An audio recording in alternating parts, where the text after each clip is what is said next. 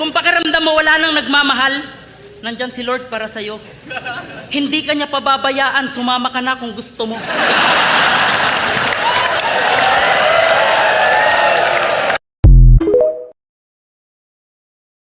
Doon ko na-realize na walang permanente pagdating sa pag-ibig.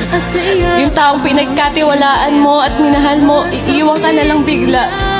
Ang dami ko tuloy naging tanong, ba't hindi mo man lang nagawang magpaalam? Bakit hindi mo naisip na masasaktan ako? Bakit hindi mo man lang ako pinaglaban? Ganun ka ba kagawad? O sadyang hindi mo lang ako ganun kamahal?